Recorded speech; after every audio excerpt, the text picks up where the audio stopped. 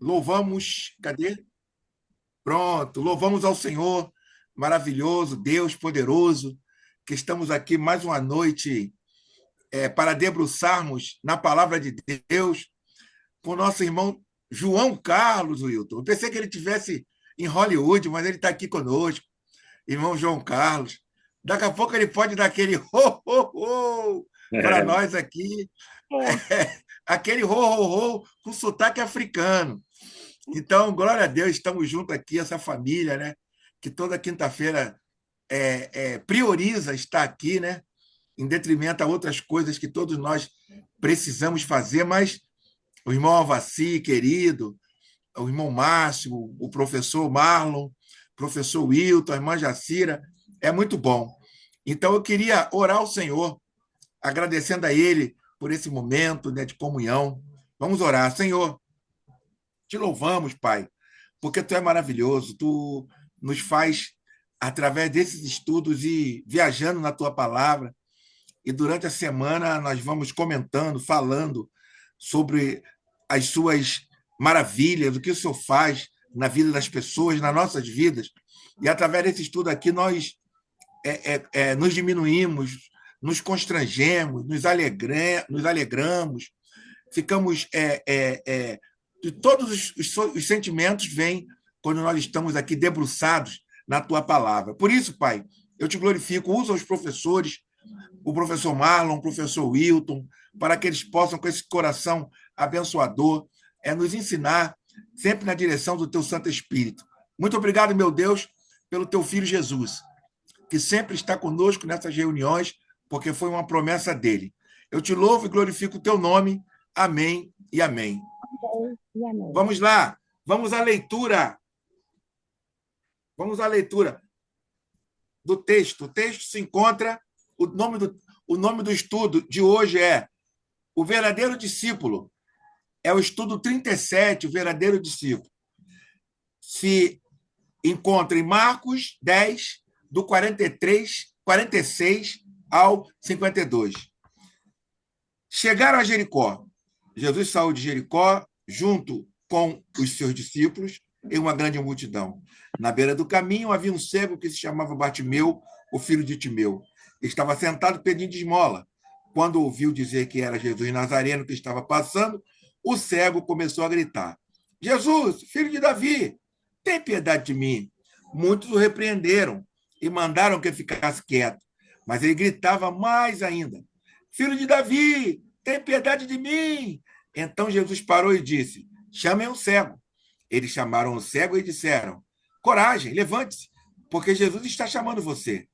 O cego largou o manto, deu um pulo e foi até Jesus. Então Jesus lhe perguntou: O que é que você quer que eu faça por você? O cego respondeu: Mestre, eu quero ver de novo. Mas Jesus disse: Pode ir, a sua fé curou você. No mesmo instante, o cego começou a ver de novo e seguia Jesus pelo caminho. Aprofundamento do texto lido. Jericó é a última etapa antes de Jesus chegar a Jerusalém. E o que acontece na saída de Jericó é de capital importância no projeto do Evangelho de Marcos. O episódio marca o fim da primeira etapa da segunda parte desse evangelho, caracterizada como descida da montanha. O trecho é uma espécie de síntese de tudo que se viu até o presente momento, retomando e ampliando o episódio semelhante em Marcos 7, 31 a 37, da primeira parte. Note-se ainda que esse mendigo cego é a última pessoa a ser curada nesse evangelho. É curada da cegueira, característica de vários grupos que até agora se confrontaram com Jesus.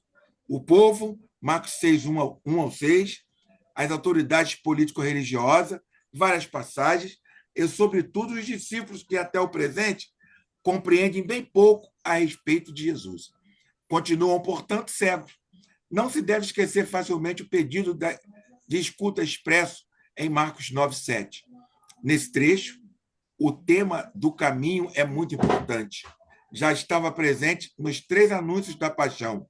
No primeiro, Jesus ordena ao Satanás Pedro que passe para trás dele, em Marcos 8, 33. Ou seja, que o siga. No segundo, no caminho, os discípulos brigam entre si para ver quem é o maior, em Marcos 9:34. No terceiro, Jesus era decidido à frente e eles atrás, espantados. Marcos 10:32. Na cena do cego, tudo acontece a caminho, e é à beira dele que o mendigo escuta falar de Jesus. O trecho termina dizendo que o cego curado seguia pelo caminho. Marcos o transforma desse modo em tipo de discípulo que Jesus procura. Notemos a diferença. Os 12 estiveram com Jesus desde o começo, mas ainda não sabem quem é Jesus. Apesar de terem convivido tanto tempo, o cego Bartimeu, sem ter visto, segue Jesus pelo caminho. E nós sabemos o desfecho dessa caminhada pelos 3 anúncios da paixão. Veja também Marcos 8, 34 e 35. Vale a pena ressaltar as etapas do processo que levou o cego à condição de verdadeiro seguidor de Jesus. Sentado pedindo esmola, ouve falar de Jesus o Nazareno, grita, insiste no grito apesar das ameaças, larga o manto, dá um pulo, vai até Jesus, expressa sua vontade e, em vez de simplesmente ir embora, decide seguir Jesus. Lembramos aqui o episódio do curado Gerazeno, que pede a Jesus para segui-lo, mas se o pedido é negado, aqui Jesus manda Bartimeu para onde desejasse e ele decide seguir Jesus pelo caminho. Tudo é feito com presteza e disposição firme, estabelecendo um contraste. Estar sentado, levantar-se num salto. Depender do manto em que recolhia as esmolas, desfazer-se do manto e etc. Um detalhe importante na sequência de ações que marcam a vida desse cego curado são as palavras reveladoras de sua fé. Ele chama Jesus de filho de Davi, título que faz logo pensar no Messias. Marcos 1:1 e Marcos 8:24. Mas o Messias é capaz de ter piedade, verdadeira característica do Messias, servo, sofredor. Esse verbo, ter piedade, é bastante raro em Marcos. Somente aqui em Marcos 5:19. A repreensão para que o cego pare de gritar tem sabor de intimidação. É um verbo importante, já salientado antes, que não reaparecerá mais em Marcos. Ficamos nos perguntando por que essa reação agressiva contra quem pede piedade? Por causa da própria desgraça. É um motivo com inúmeros desdobramentos, parece ser este. Pensava-se que a cegueira fosse punição de vidas divina por pecados ocultos aos olhos humanos. Vê João 9, do 1 ao 3. Como no caso do paralítico, Marcos 2, do 1 ao 12. Interessante é perceber que Jesus subverte as coisas. Quem mandava o cego calar, agora tem de animá-lo a se levantar e ir a Jesus. Os cegos, na verdade, eram outros. Há também um aspecto econômico interessante.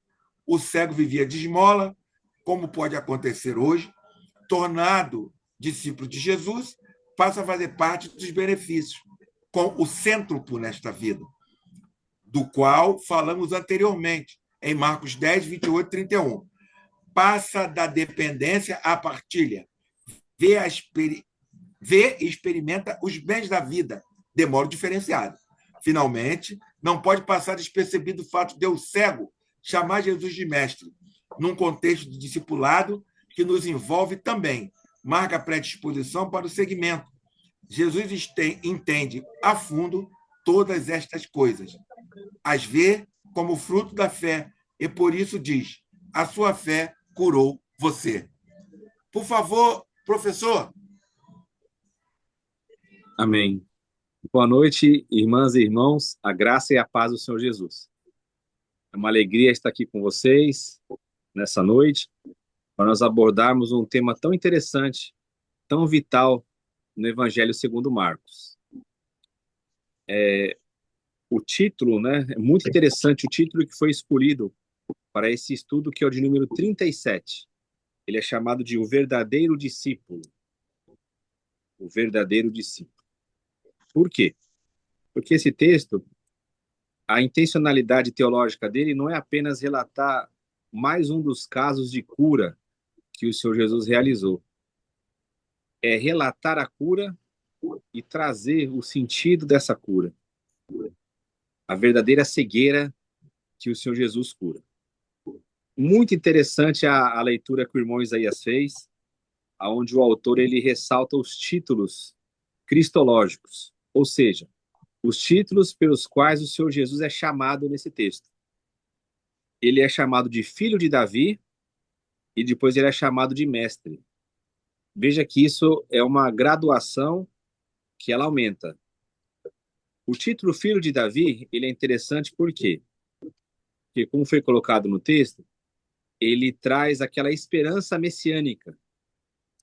Agora, como é que Jesus ele é identificado por esse cego, né, como filho de Davi, e ele tem a esperança de que Jesus ele vai curar de sua cegueira? Porque as expectativas messiânicas sobre Jesus, elas eram de outro tipo. E aqui a gente faz um paralelo muito interessante com João Batista, porque a esperança messiânica, eu coloco o João Batista porque ele é um ator muito importante nos evangelhos, é que Jesus ele iria fazer um trabalho primeiramente político, junto ali da comunidade. E quando o João Batista está preso, ele manda perguntar, ele envia 2 discípulos e manda perguntar ao Senhor Jesus se ele mesmo era aquele que havia de vir ou se deveria aguardar outro. E aí o Senhor Jesus, ele responde citando o Isaías 61, que nós chamamos na teologia do trito Isaías, né? O terceiro Isaías. E ele fala, olha, vai dar vista aos cegos, ele está pregando o evangelho aos pobres.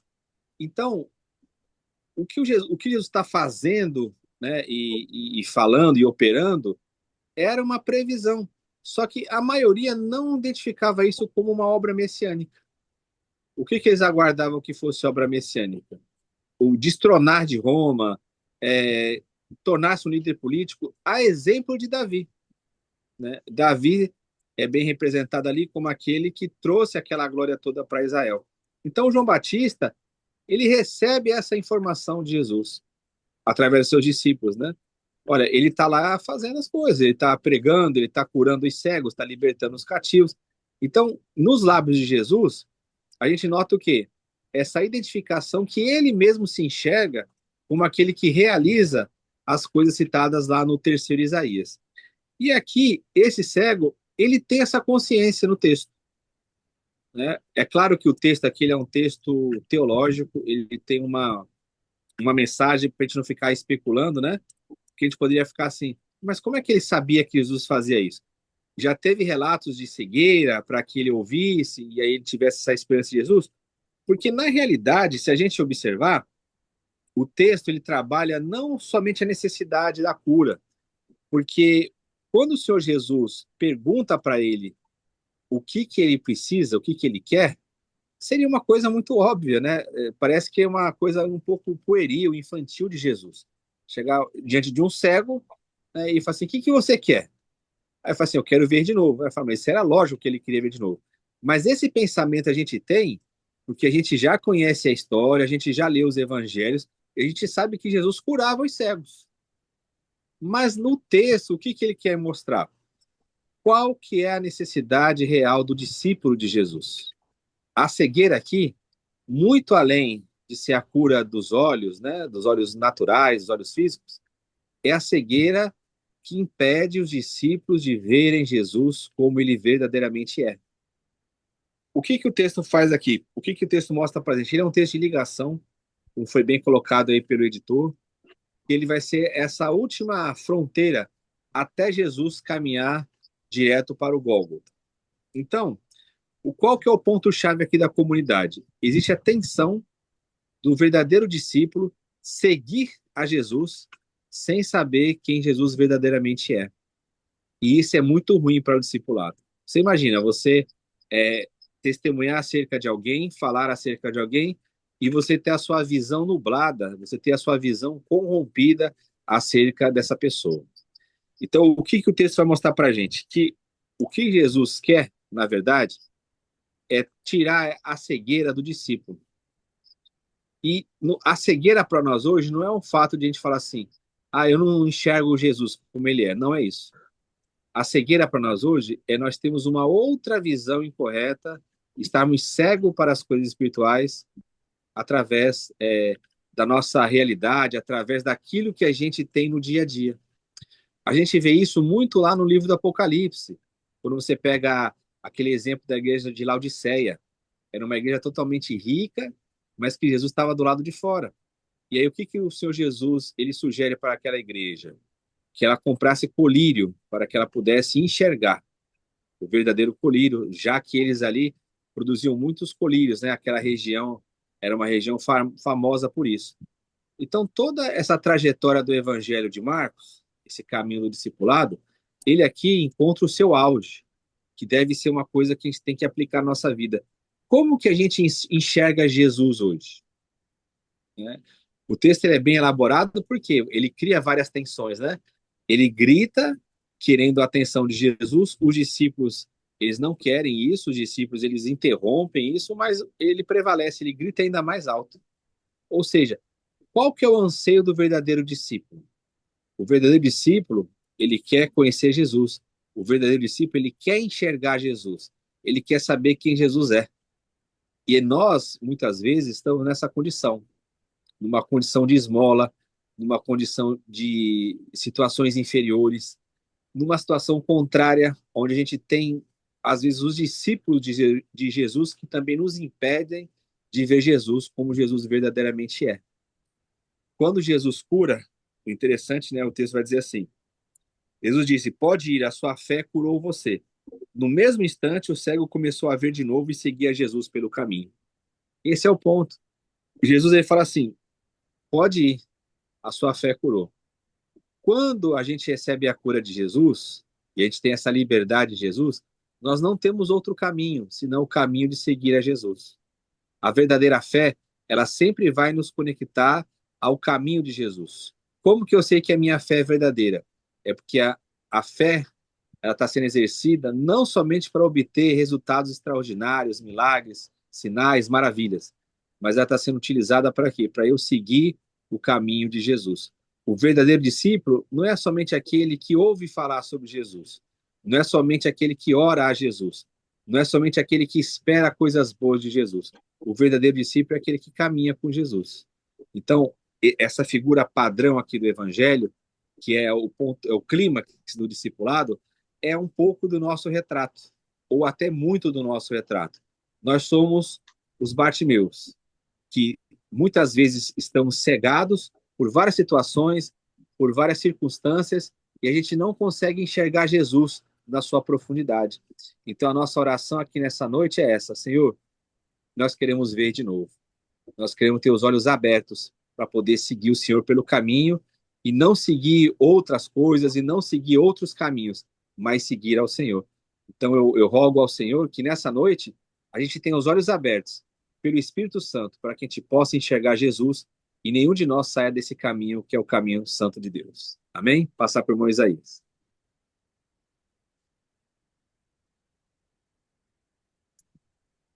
Opa, beleza, professor. Muito bom. O professor foi rápido hoje, né, pessoal? O professor foi rápido hoje. Que maravilha. Estamos aqui com a nossa reverenda, o YouTube, Thaís, aqui, ó. Tá vendo? Thaís é uma reverenda. Reverenda. O Jobson mandou aqui para mim que ela é uma reverenda. Tá legal. Tem que ter muito Bem-vindo. respeito, né? A cadeira do centro é dela, ninguém pode sentar, certo? Mas seja Sim. bem-vinda, irmã Thaís, seja bem-vinda. Como é de costume, nós agora entraremos numa parte maravilhosa, que é a parte de nós examinarmos, né, o texto que foi lido e foi explanado aqui pelo professor Wilton. E é um momento de perguntas, né? Aquelas perguntas que às vezes você sempre quis fazer, mas não teve a oportunidade de fazer. E eu sempre gosto, não sei se os irmãos já têm alguma pergunta pronta. Eu já tenho aqui, ó. Tá vendo aqui, ó? Perguntinhas prontas para fazer para o professor. Vamos lá? Tem alguma pergunta aí, professor Alvaci, Márcio?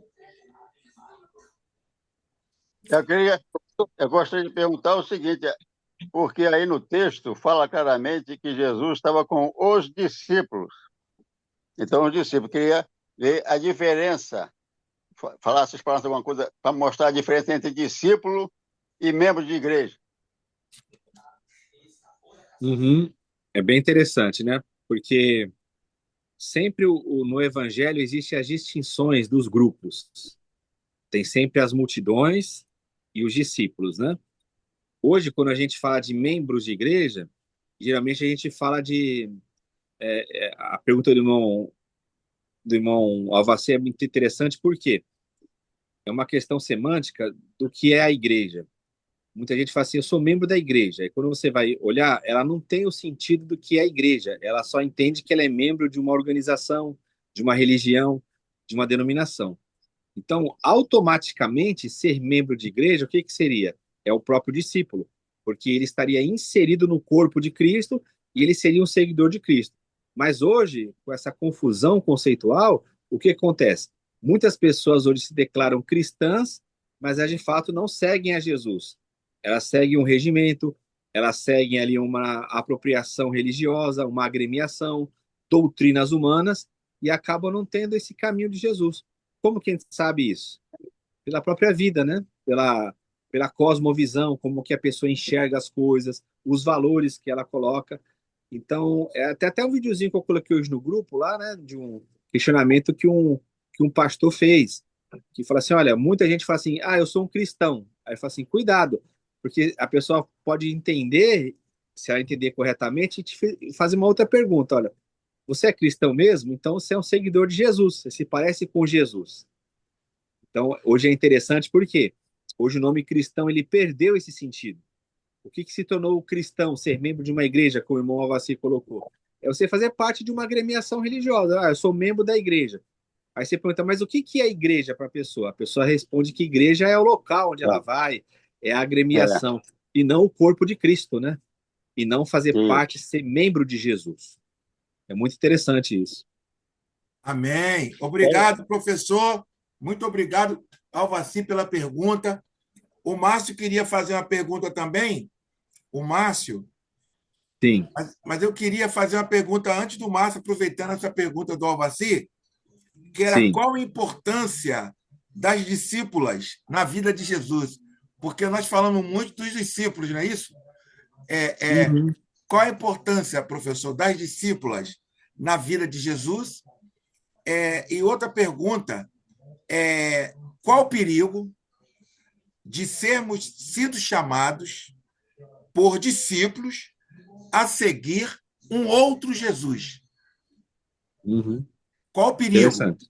Porque esse cego, ele poderia ter sido chamado a seguir os herodianos, os fariseus, os saduceus, não é isso? Ele poderia ter sido chamado para seguir um outro segmento religioso. E hoje em dia, as pessoas, eu estava falando com um amigo um dia desse, elas, pelo testemunho, pelo que ela fala, pelo que você vê, ela segue um outro Jesus. E isso é muito sério, porque você não vê Jesus nas suas atitudes, na vida, não é isso? E a pessoa vai para esses nichos, para esses grupos que se reúnem, e ela para de fumar, ela para de beber, ela para de falar palavrão, ela para de dar volta nos outros. Mas engraçado que eu falei para um amigo meu, aí ele fala, então, isso é Jesus agindo na vida da pessoa. Eu falei, não, nem sempre, porque eu conheço pessoas que não fazem isso e nunca entraram no templo, nunca foram de Jesus. Por favor, professor, faz duas perguntas. Legal. A questão das discípulas, a gente vê que lá nas origens do movimento de Jesus, elas tinham uma fundamental importância. No Evangelho segundo Marcos, a gente ainda vai chegar nesse texto permitido do Senhor, a gente vai ver que quem fica de maneira fiel ao lado de Jesus até o fim são as discípulas, são as mulheres, não são os homens. Isso é bem Eita! interessante. A gente vai ver isso lá em Marcos 15. A gente ainda vai chegar lá, a gente vai ver. O Evangelho de Lucas, por exemplo, lá no capítulo 8, ele vai apresentar que eram as mulheres que sustentavam a vida de Jesus. E isso não é somente uma coisa daquela época. A gente pode verificar hoje, você sabe muito bem, né, Isaías, que quem de fato carrega o piano na vida da igreja são as mulheres. As mulheres que batalham, as mulheres aí que carregam todo esse esforço. Você pode ver que a maioria dos locais, o trabalho mais intenso são das mulheres. As mulheres elas têm essa disposição. O pastor dá a chave para aquela irmãzinha que não tem oportunidade nem de falar, nem culto nenhum, mas ele dá a chave para ela ir terça-feira de tarde, para dobrar o joelho e orar pelo ministério deles. O pastor dá a chave para ela fazer faxina. Isso aí não acontece, não, né? Isso não acontece. Exato. E o Evangelho de João, ele mostra muito bem isso, né? Você vê lá a maior prova do valor que Jesus dava às mulheres é que a pessoa que vai fazer o primeiro anúncio é uma mulher, né? O anúncio da ressurreição é Maria Madalena. Então, Jesus, ele valorizou muito as mulheres e o cristianismo primitivo também. Agora, era um ambiente difícil porque as mulheres elas não eram consideradas, né? A própria questão do anúncio da ressurreição, ele foi desprezado por quê? Porque estava na boca de uma mulher. Exatamente. Então, o que Jesus fez foi muito, eu vou usar uma palavra que as pessoas têm medo de usar, por causa da conotação política. Mas o que Jesus fez com relação às mulheres foi algo revolucionário. Jesus, ele elevou, não é que ele elevou, ele colocou o padrão correto de uma mulher, né? Ele trouxe à existência naquele momento algo que elas eram desprezadas, principalmente nesse período que a gente chama de intertestamento, né? Entre os dois testamentos, a cultura judaica, se você pegar os escritos daquela época, o Marlon que gosta muito de trabalhar com esses textos, são aqueles textos que nós chamamos de deuterocanônicos, que tem na Bíblia católica, mas não tem na protestante. Se você pegar lá aqueles textos, você vai ver que a ideia deles era que a mulher era nada, que o mal do mundo era que o pecado entrou por causa da mulher. Você pode ver lá que as orações que eles faziam, eles agradeciam por não ter nascido mulher, que a mulher era o mal do mundo. Você vai ver reflexo disso lá nas Tritopaulinas, né? 1 Timóteo, 2 Timóteo, fala, a mulher tem que ficar em silêncio, ela vai se salvar dando luz a filhos, ou seja, ela tem só que cumprir as atividades dela e acabou. Mas em Jesus, não. Em Jesus a gente vê como que ele valorizou a mulher, né? Você vê ali expressões que pouquíssimas vezes você vê nas grandes pessoas aí que são mencionadas na Bíblia, você encontra Jesus falando com uma mulher, grande é a tua fé. Você já imaginou você ouvir do autor e consumador da fé, que a fé agrada a Deus, ele chegar com uma mulher e falar assim, mulher, grande é a tua fé. Você já imaginou você ouvir isso de Jesus, Isaías? Jesus chegar para você e falar, Isaías, a sua fé é uma fé grande. Meu Deus. Ele com os discípulos, ele falava o contrário, ele fala assim, homens de pouca fé.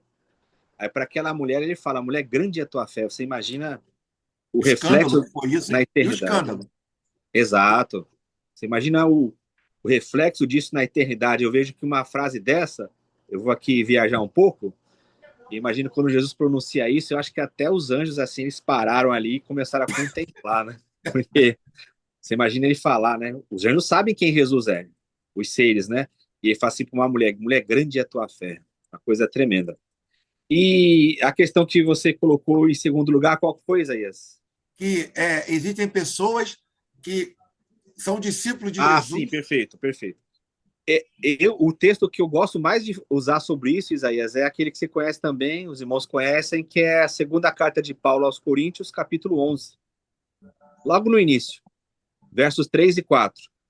Eles falam assim, o Paulo fala assim, eu tenho um temor, que assim como a serpente enganou a Eva, assim sejam corrompidos os vossos sentidos e vocês se apartem da simplicidade que há em Jesus. Porque se alguém vos pregar, né, um outro Cristo, um outro Espírito, um outro Evangelho, com razão, vocês vão sofrer. Então, já naquela época lá, Paulo já alertava a igreja, fala, cuidado para que vocês não recebam um outro Cristo. Então, quando você recebe um outro Cristo, você está fora do padrão divino. E é o que você falou, tem o nome de Jesus, tem. Mas é o Jesus revelado no Evangelho? Não é. Mas a pessoa, você vê um Jesus hoje, eu já vi um camarada na televisão, ele até se arrependeu depois. Mas ele falou que no juízo lá que Jesus vai fazer diante das nações, Jesus voltaria aqui fisicamente, ele vai pegar uma metralhadora e vai matar os inimigos de Israel, literalmente. Aí eu falo, você consegue ver Jesus dando um tiro numa pessoa? O que que é isso? É uma leitura equivocada. É a pessoa que pega o Apocalipse, quando fala que ele vai ferir com a espada da sua boca, que é a pregação, né, que vai destruir o sentido da arrogância humana, que vai tirar esses impérios. A pessoa interpretou que a espada ali era um instrumento de guerra da época e que Jesus hoje vai voltar nos nossos dias e vai metralhar os inimigos. Então você fala, não, isso aí não é o Jesus que está no Evangelho. Então você vê muito isso, um Jesus que, quando você lê o Evangelho, fala, não bate com o que a pessoa está entendendo de Jesus. Um Jesus que, se você fizer mal para mim, eu vou orar para ele botar um câncer em você para mostrar que eu sou o servo de Deus. Você fala, mas o pai perdoou as pessoas que estavam ali matando o seu filho. Como é que ele vai tomar minha causa, vai botar um câncer numa pessoa se ele ensinou eu a perdoar quem faz o mal? Não bate com o Evangelho de Jesus, mas está sendo falado que é Jesus, né? Professor, aonde entra aquele texto que fala, que Paulo fala, eu posso estar enganado, que o Espírito Santo ia colocar o espírito do erro na igreja. Sim. A igreja ela erra. Aparece uma profetisa, alguém fala, pastor, nós estamos entrando em política, pastor, não faz isso, pastor. O pastor, eu sou anjo da igreja, eu que vou dar. É minha responsabilidade, irmã, a senhora tem que orar. O pastor, o senhor está fazendo isso. Aí Jesus vem e coloca na igreja o espírito do erro. O que quer dizer isso? A igreja faz culto, enche, e o Espírito Santo não está ali. Não está ali. O Espírito Santo já não está mais ali. Ali é tudo humano. As pessoas choram, as pessoas se derramam. Mas o Espírito Santo não está mais ali. A pessoa que é chamada, estou insistindo nisso, para ficar gravado aqui, para daqui a 50 anos as pessoas ouvirem essa sua explicação. As pessoas que se convertem, entre aspas, né? Converter com bastante aspas, nesses segmentos religiosos, essas igrejas que se envolvem nessas questões mundanas, humanas. Por favor, professor, me perdoa a insistência. Imagina. Tem um livro do Martin Lloyd Jones, aquele que era o pregador puritano, né? Dizem que era o último dos puritanos. Martin Lloyd Jones. Ele era médico lá, que fazia parte da rainha da Inglaterra, lá da equipe médica, e ele abandonou para ser o pastor lá da Catedral de Westminster, né? Ele é bem conhecido aí do pessoal mais reformado, presbiteriano. Tal. Ele tem um livro pequenininho, que é vendido pela PES, que é Publicações Evangélicas Selecionadas. O título do livro é o seguinte: Conversões Psicológicas e Conversões Espirituais. Então ele chama isso que você está falando de conversões emocionais, psicológicas, e não conversões espirituais. O fato da pessoa sentir, chorar, ter emoção, isso é do ser humano. Tá tendo um jogo agora de futebol, né? Saiu o gol do Vasco aí meu filho aqui é vascaíno, eu tô aqui falando com vocês, ele tá vendo o jogo ali, eu vi que ele já vibrou, gol, por quê? Chora, isso faz parte do ser humano. Você vai numa peça de teatro, você chora, você vai no conjunto musical, você chora, então você chora numa amizade. Desculpa, professor, isso é a igreja tiver aqueles que na época que eu era templário, na reunião de pastores eu questionava muito isso. Tem que botar a fumaça, tem que botar o som. Fundo musical. Tudo um fundo musical, tem que pregar com fundo musical. É tipo isso. assim? Exato, tudo isso causa emoção. O ambiente, o direcionamento do som, a capacidade de oratória, tudo isso causa emoção. Isso não deve ser medido como um fator espiritual. Eu vou só citar mais um exemplo, aí eu vou entrar no versículo. Tem outro material que é do Jonathan Edwards, que é muito legal, que é o Tratado das Emoções Religiosas. O que aconteceu? Quando irrompeu aquele avivamento lá, daquele famoso sermão, Pecadores na mão de um Deus irado, foi a segunda vez que ele pregou esse sermão. E aí, aconteceram lá alguns fenômenos, lá naquela região, lá em Boston, né? Aí o que ele fazia? Ele fazia uma entrevista com as pessoas. Aí ele falava assim, ó, você que participou lá, o que a sua vida mudou? O que você começou a observar mais? Aí a pessoa falava assim, olha, eu sou mais sensível, eu leio mais a Bíblia, eu choro mais diante de uma situação. Ele não aceitava essas respostas, porque falava que isso pode ser produzido mecanicamente. Aí quando a pessoa falou assim, olha, depois disso aí, reverendo, eu passei a me enxergar como um pecador, carente da graça de Deus. Aí falou assim, opa, esse aí é um sinal de que foi a palavra de Deus. Então ele fez um tratado das afeições religiosas, é muito legal, porque isso aí sempre aconteceu. Esse versículo que você citou, ele está lá em segunda carta aos Tessalonicenses, capítulo 2. Isso. Eu vou falar bem devagar para o pessoal guardar, o pessoal anotar aí.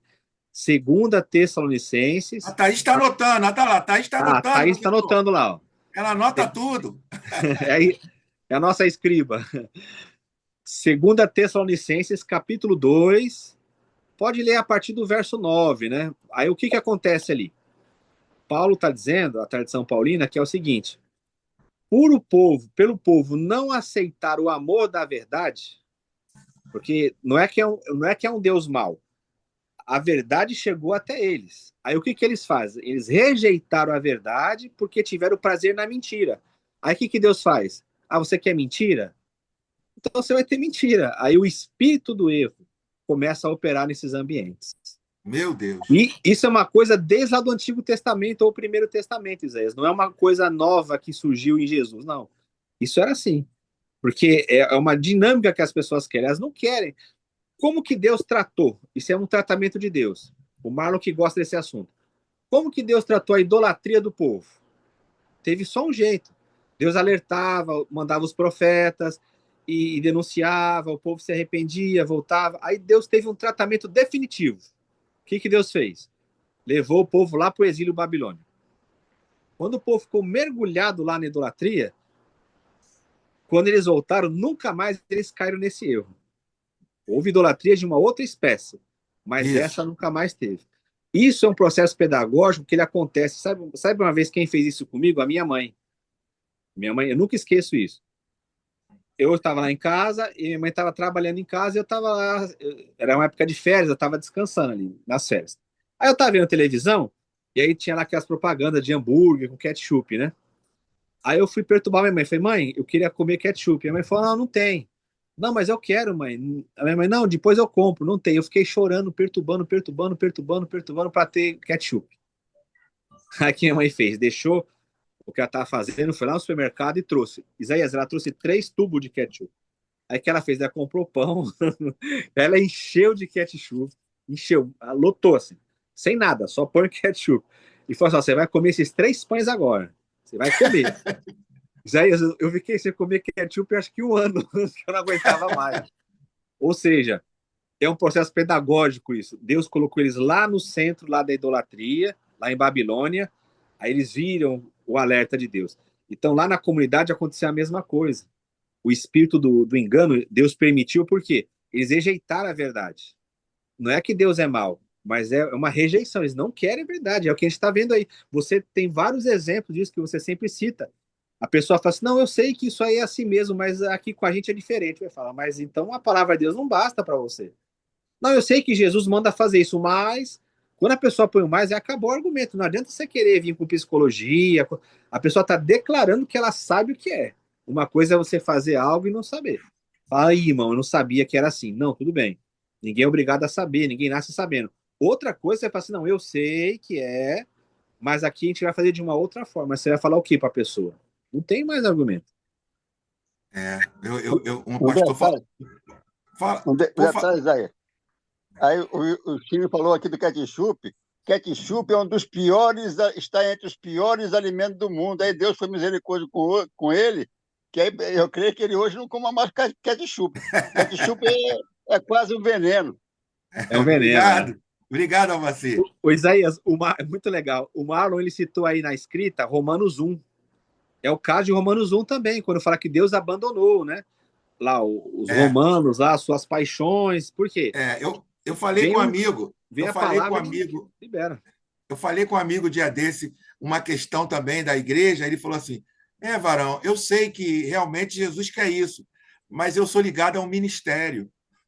Eu sou ligado a um ministério. Eu falei: O que tem mais valor para ele, Jesus ou o ministério dele, né?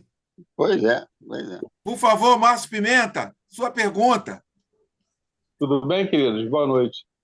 Boa noite. Professor, o que tem nos levado hoje é essa cegueira para que a gente não encontre Jesus e termos verdadeiros discípulos? Qual é a maior tendência?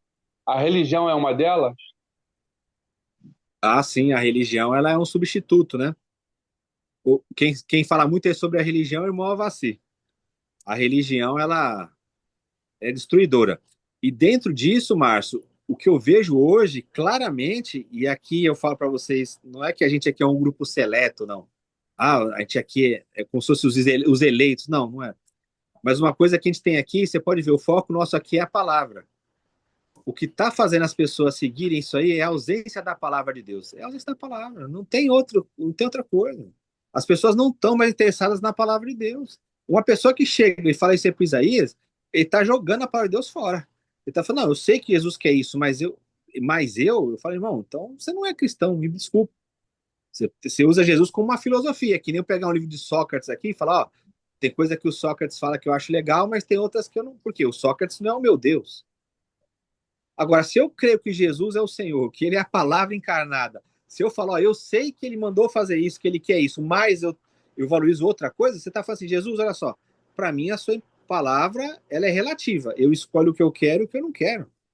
Então, Márcio, eu vejo que é isso. A religião, ela contaminou tudo, ela se colocou nesse substituto de Deus, e aí vem a reboque, um monte de coisa.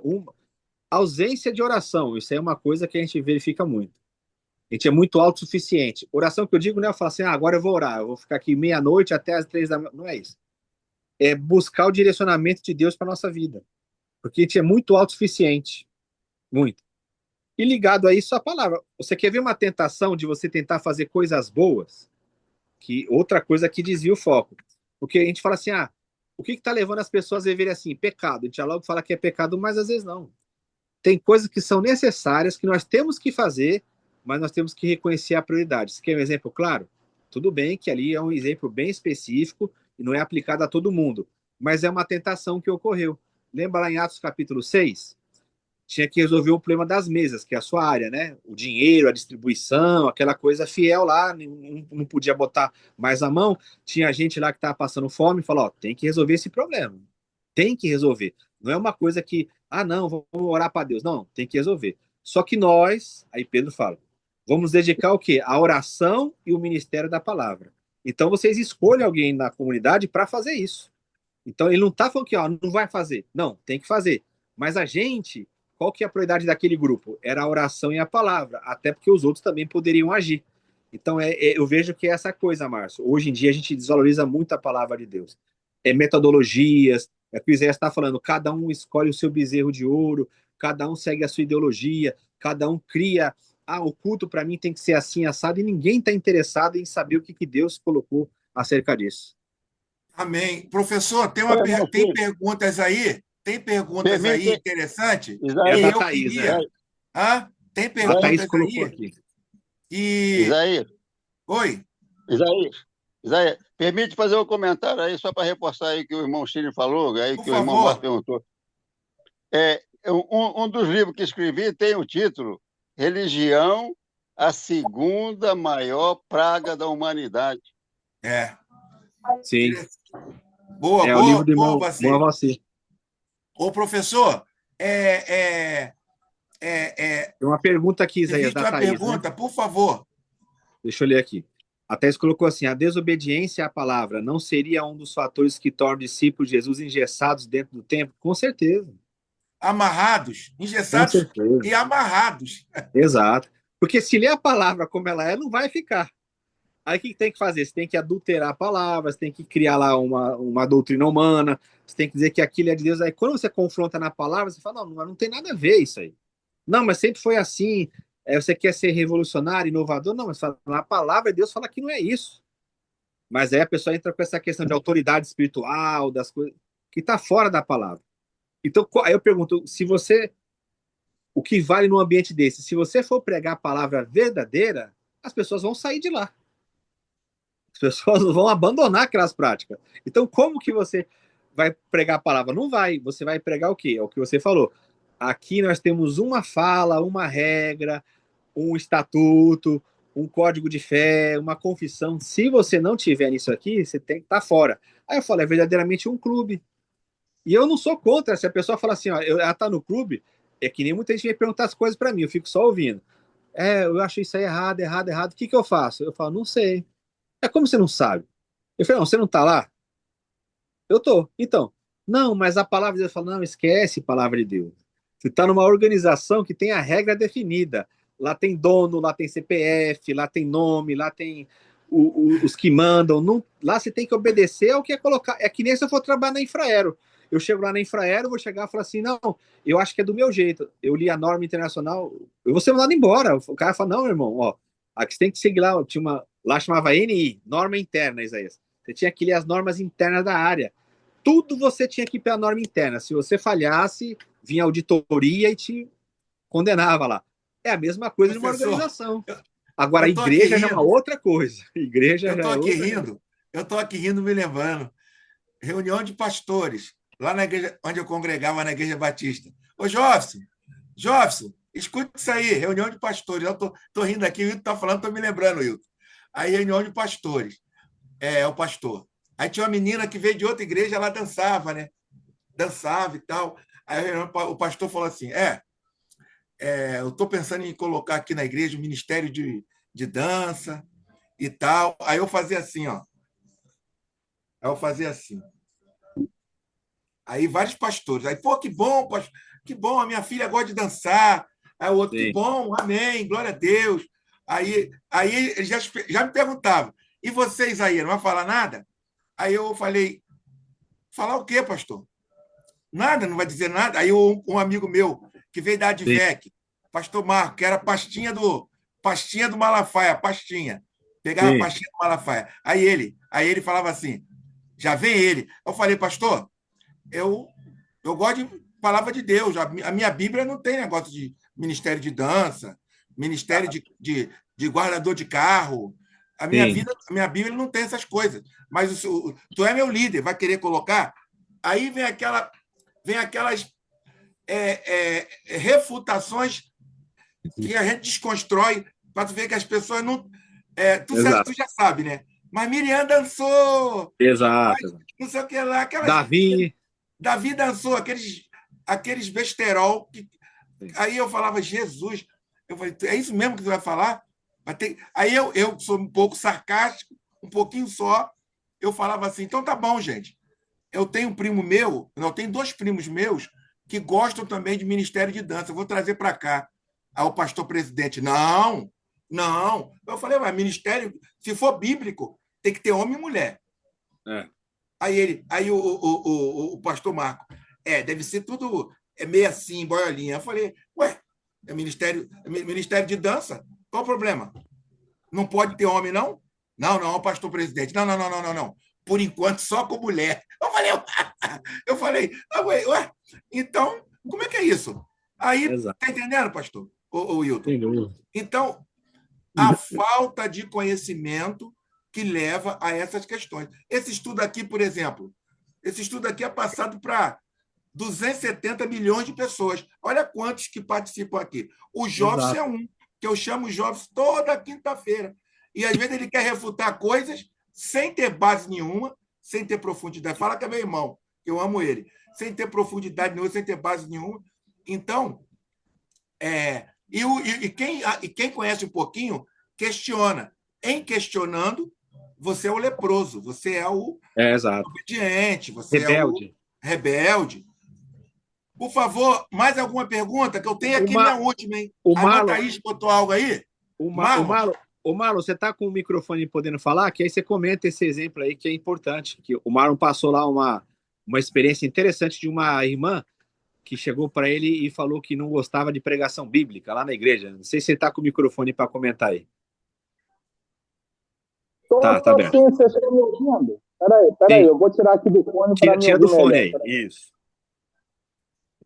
Estão me ouvindo aí? Sim, Por sim. favor.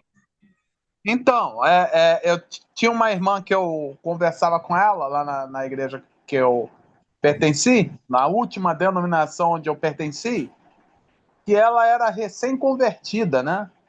Aí eu penso assim, a pessoa quando é recém-convertida, ela normalmente tem uma sede pela palavra. Isso vai esfriando depois com o tempo, né? Mas a pessoa recém-convertida, ela tem uma sede. Aí uma vez eu estava falando com ela sobre pregação, aí ela falou assim para mim, eu não gosto de pregação teológica. Aí eu tomei um susto, né? Não gosta de pregação teológica? Ela falou, não, não gosto de pregação teológica. Eu gosto de pregação que fale do meu dia a dia, que fale das coisas que eu faço, do decorrer da semana. É esse o tipo de pregação que eu gosto. Aí aquilo ali me deixou assustado. Porque eu parto do princípio que a pregação é a exposição da palavra de Deus. Claro, eu não estou defendendo aqui que somente a pregação expositiva é o modelo. A questão não é essa. A Sim. questão é que a pregação, tanto que pregação, eu sempre falo isso, a palavra pregação quer dizer ensinamento. Eu parto do princípio que a pregação é o ensinamento da palavra de Deus. Se eu estou num lugar ouvindo uma pregação que não seja sobre a palavra, então vai ser sobre o quê? Para mim se torna um circo, não? Uhum. Exato. Exato. Tanto é que Obrigado. Paulo recomenda lá, né?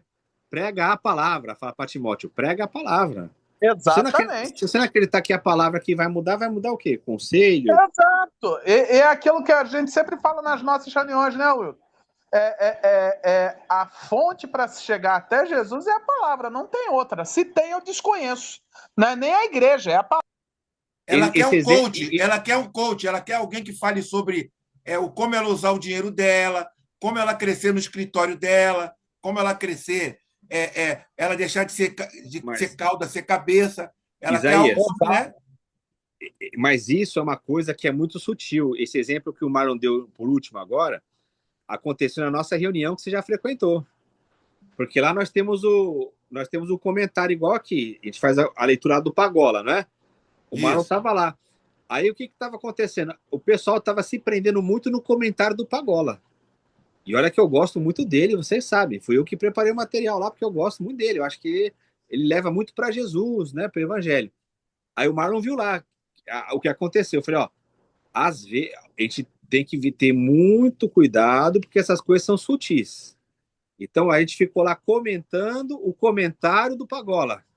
Aí eu falei assim, olha, a nossa função aqui, o comentário é só um suporte. O que nós temos que anunciar na vida da igreja é a palavra. Perseveravam na doutrina dos apóstolos. É a palavra. A palavra é o centro do culto cristão, como é chamado, né? O culto cristocêntrico, como é chamado, né? A gente até não concorda com a palavra culto nesse sentido, mas para ficar aqui mais claro, pessoal, a reunião da igreja, o centro é a palavra. Porque Cristo é a palavra encarnada. Então, se não tiver a palavra, que você falou, é uma outra coisa. Uma vez, lá em Xerém, o Lohan me convidou para ir num local lá, que era uma Assembleia de Deus, recém-inaugurada. Aí, no caminho, o pastor estava me levando lá, tal, aí eu perguntei para ele assim, pastor, qual que é a linha, né, doutrinária, como que é a pregação aí, o senhor é voltado para onde, tal, como que é o esquema aqui? Aí ele falou para mim assim, não, aqui a gente não tem essa preocupação, não. Aqui, o nosso foco é ajudar as pessoas. Eu falei, entendi. O senhor está me levando para uma ONG. Eu falei assim.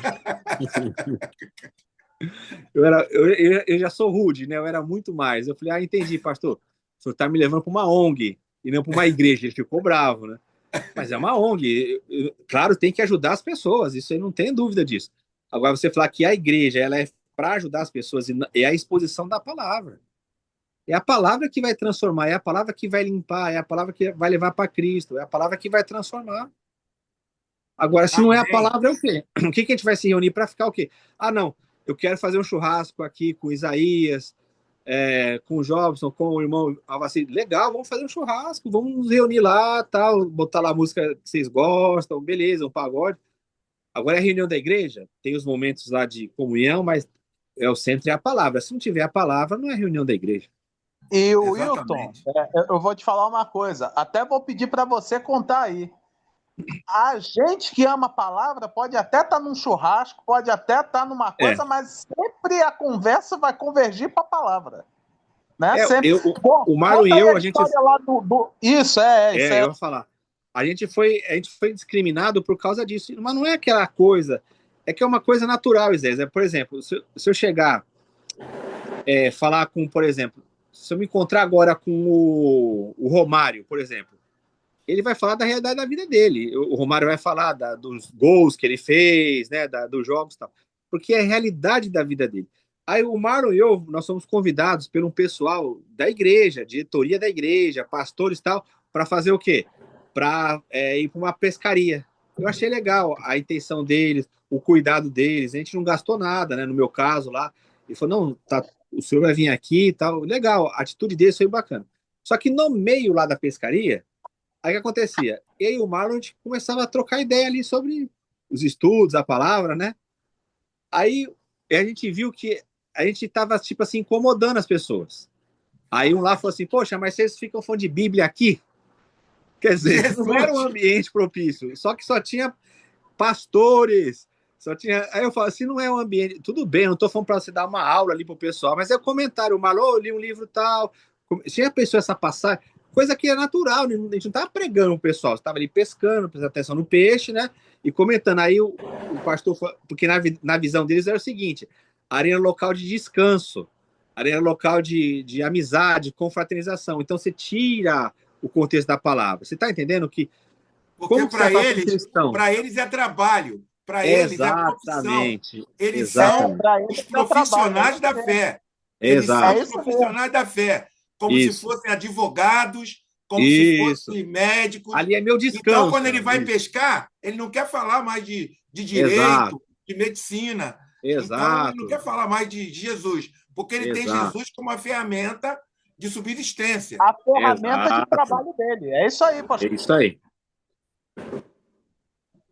Caramba, Milton, tremendo. Então, já chegamos ao nosso horário. Chegamos ao nosso horário. Eu tinha mais 270 perguntas aqui, mas para não ficar muito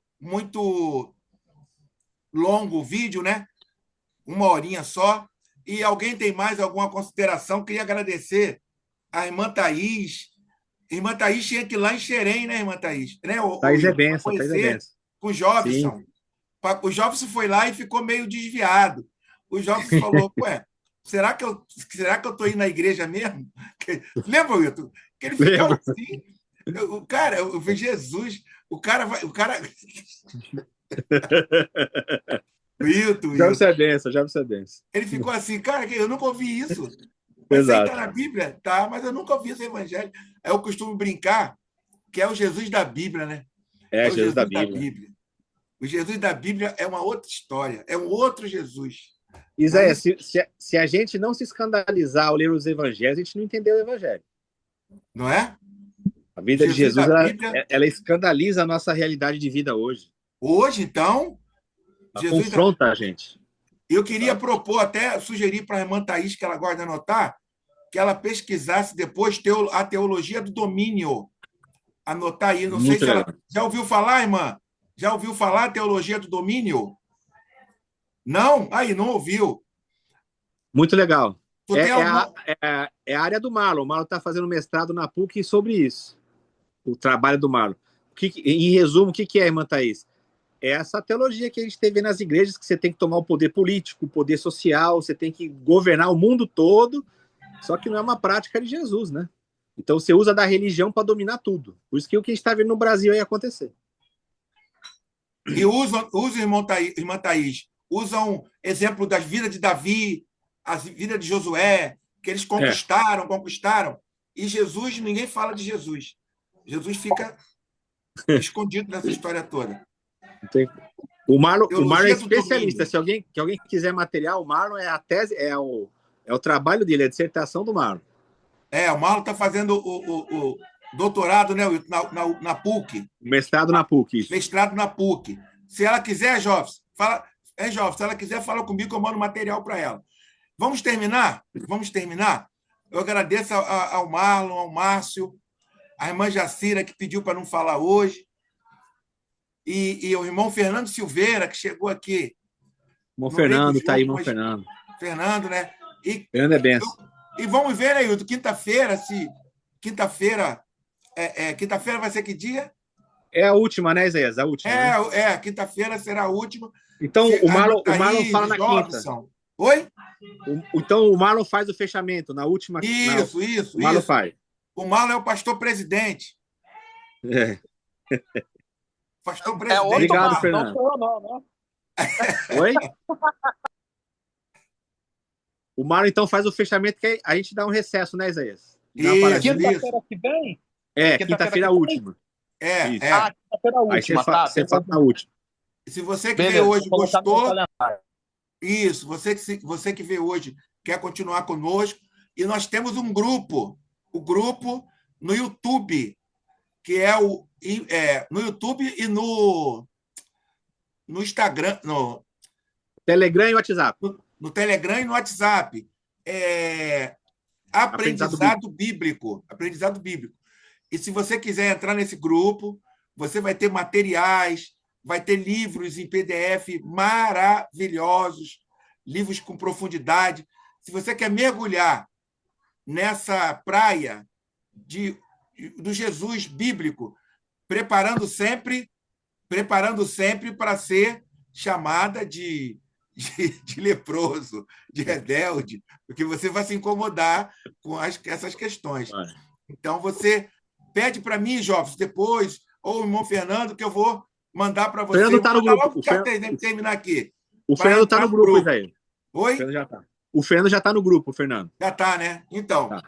Vamos orar para terminar? Eu queria pedir ao Marlon. Você pode orar, Marlon, para terminar, por favor? Posso sim, meu irmão. Deus e Senhor, Pai de nosso Senhor e Salvador Jesus Cristo, lhe agradecemos por esta noite, onde foi nos apresentada mais uma porção da Tua Palavra, Senhor. Muito obrigado por esse privilégio que nós temos, por essa liberdade que nós temos de aprender a Tua Santa Palavra, de conhecer mais de Ti, Senhor. Continue abençoando os irmãos que estão aqui, o pastor Isaías, que faz a live toda quinta-feira, o Hilton, Senhor, teu servo, que tem sido iluminado por Ti para elaborar esses estudos, Senhor, ser na vida do teu servo, Senhor.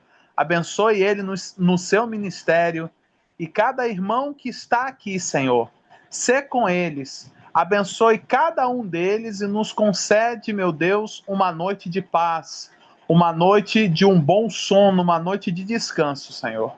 É o que eu te peço e já te agradeço, em nome de Jesus. Amém. Sim. Amém. Vamos para a cantina. Aqui o Jovens trouxe Guaraná e a Irmã Thaís trouxe empadão. Maravilha. Vamos lá comer agora na cantina. Irmão Alvaci vai fazer a faxina da igreja, Alvaci. Sobrou para você a faxina. Tu é diácono, cara. Diácono tem que fazer faxina.